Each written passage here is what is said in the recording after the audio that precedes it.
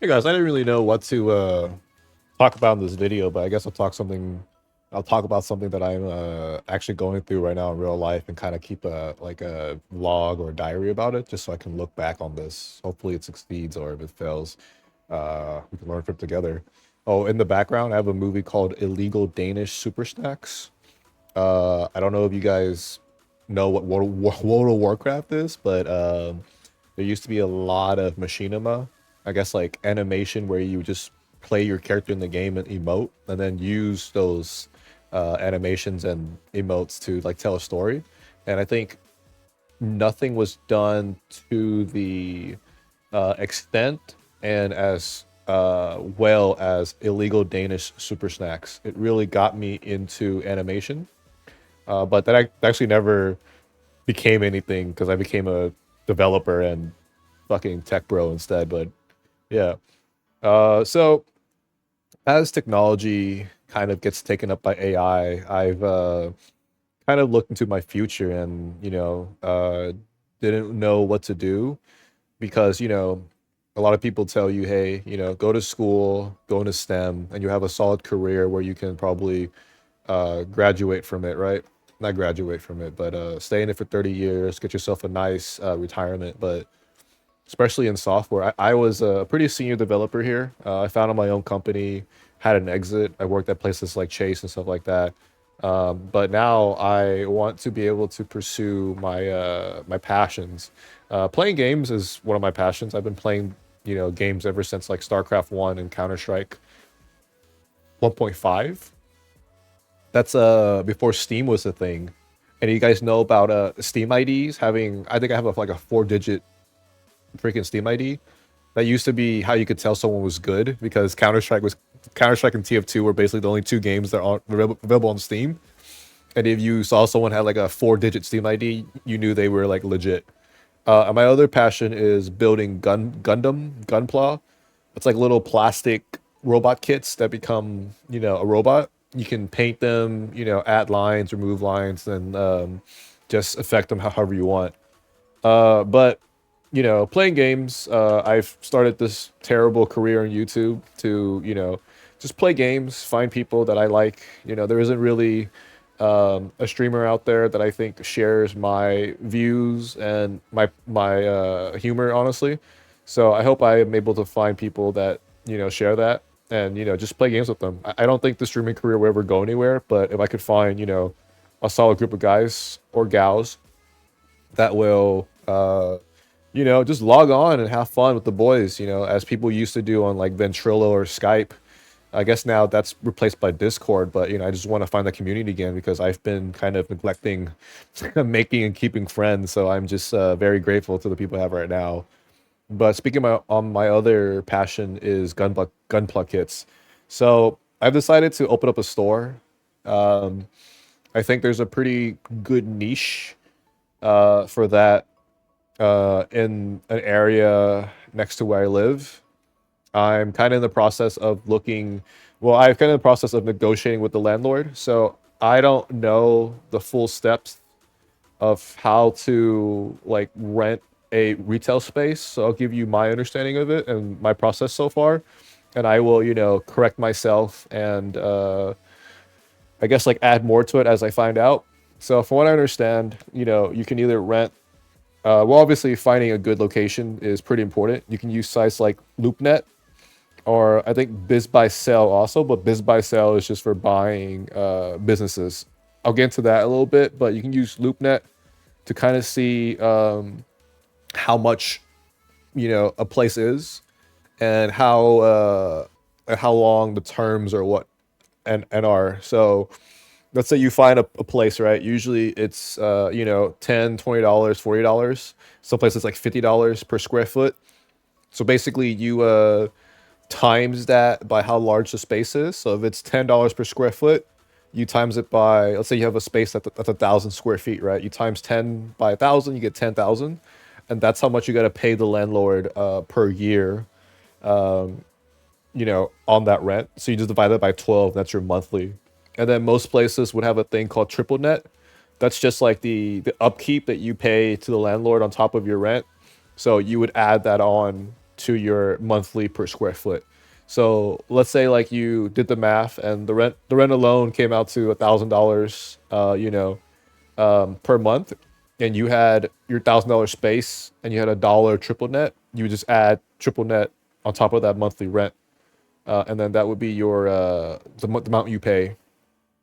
And then you can find like a shell space, but then most shell spaces they'll give you this thing called TI, which is basically it's money to build out the shell to the shop you want. And then TI is usually a certain amount per square foot. Once again, if you get 1,000 square foot space and they give you a dollar per TI, you get a dollar. You get $1,000 to use to build it out. Obviously, I'm using a super low number here, but it's usually more than that. And everything's subject to negotiation. So let's say you really want to build like a really fancy like nail salon, you need a lot more TI, right? So you would ask the landlord to give you more TI, but usually they'll want you to sacrifice things like give them a higher rent or certain guarantees or whatnot, right? So most of the time building out would cost more than the TI they would give you, and it's just like a huge hassle to get permits and then actually building it out. So from what I understand, the building process requires you to get a actual like architect to like plan out the actual like structure that you're building out, and then have that approved by the city, and then get like a general contractor in there to build it out. And that's like just a lot of work. And so most people do what's called second generation.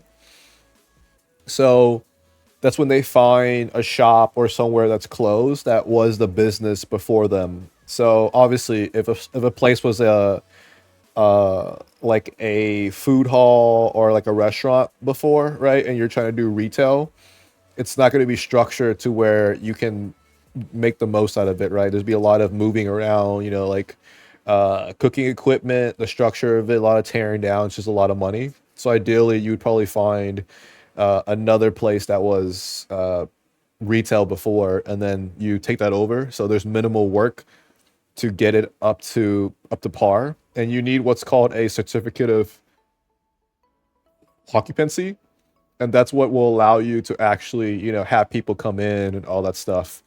And then like yeah, basically besides that, obviously you want some sort of legal entity to get like a business account open. But I'll talk to you. That's kind of that's kind of where I am right now. Honestly, I'm just starting this out.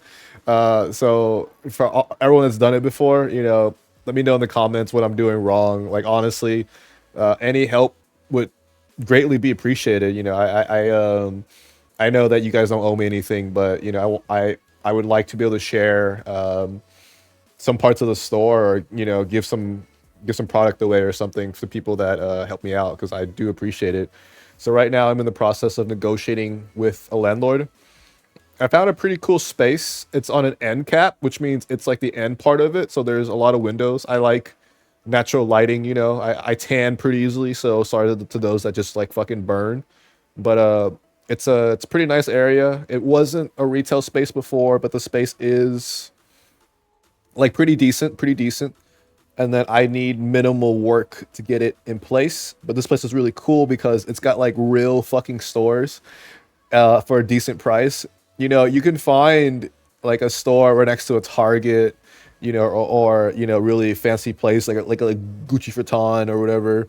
But that will, obviously cost a lot more, right? So when you first start out, if you're trying to get like something really cheap off the ground, you're surrounded by like fucking Joe's Sketchy Pizza, or like Brandy's Braiding, where it's actually like, I don't know, something nefarious.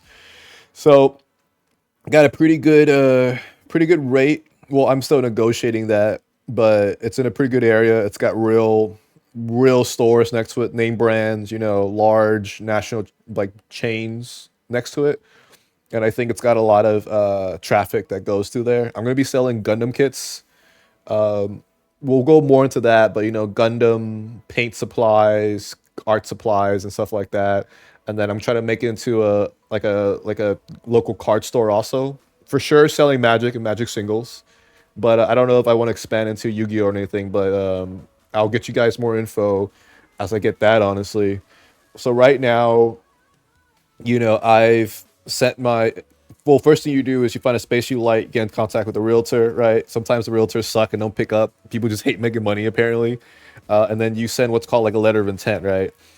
It's like you're telling the realtor to tell the landlord, hey, you intend to rent this property. You usually want to negotiate, the rent down a little bit, some other terms. But yeah, I sent in the letter of intent, and the landlord came back with what's called a red line, where they basically just like red line. They do like a dash through your the things you're asking for that they don't like. Like for me, I asked for obviously cheaper rent, landlord maintenance of the HVAC, stuff like that, right? And they sent back, those things crossed out with what they're willing to do. And now I'm on the first rebuttal to that. But I think I think they're most likely going to take my terms. It's pretty like not too demanding, and also I've got a pretty good credit score, and I've got a pretty good tax returns to do that. So hopefully that goes through. But yeah, I'm just real concerned about taking this next leap in my life because it's scary. You know what I mean? And but my parents came here from Vietnam, obviously no college or even high school.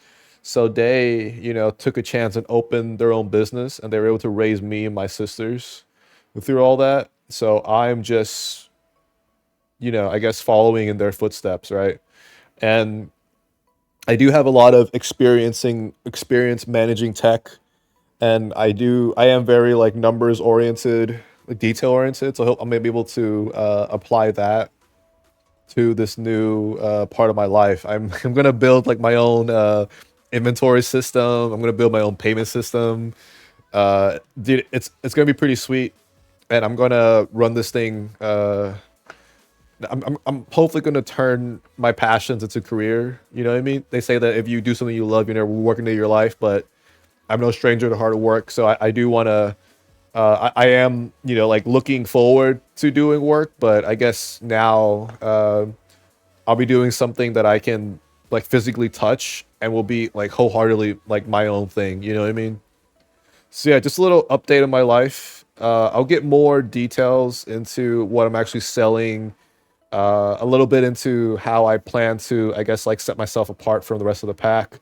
Obviously, I can't go into like exact details before they're finalized, but hey, hopefully this series turns out into something fantastic, and maybe there'll be a video one day saying grand opening next week, and I hope the the five of you that watch my videos show up.